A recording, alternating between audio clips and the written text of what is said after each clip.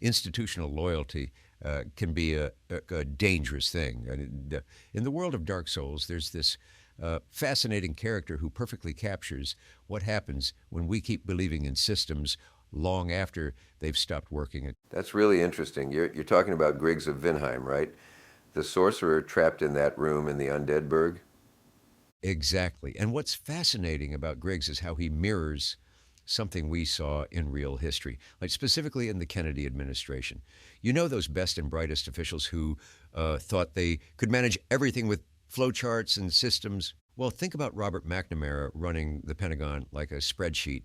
These brilliant minds believed they could solve everything with procedures and protocols. Griggs does the same thing with magic.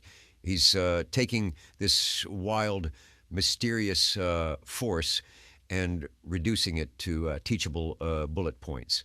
So it's like both of them are trying to impose order on chaos, whether it's Cold War politics or literal magic. Exactly. The table is set for two. And here's where it gets really interesting. The Dragon School, where Griggs trained, treats magic like a science, clean, precise, replicable, just like how the Kennedy administration approached foreign policy with their domino theories and escalation matrices. You know what's fascinating about that?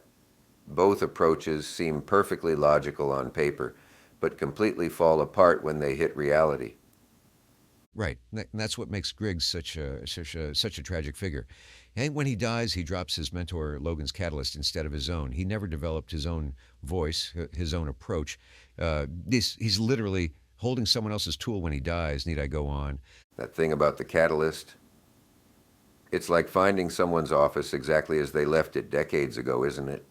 It's about Logan. Logan goes completely off the rails, pursuing real knowledge, ends up naked and insane, but at least he's chasing something authentic. Griggs just follows the rules right into obsolescence. He's like the surfer, the one who was doing all that surfing in Apocalypse Now. The way you're describing it, it sounds like Griggs represents a different kind of horror than what we usually see in Vidya. Not the monster under the bed, but the quiet tragedy of misplaced faith. That's what makes it so relevant to the human condition today in spring in 2025. Think about all the institutions we maintain, not because they're effective, but because we've forgotten how to question them.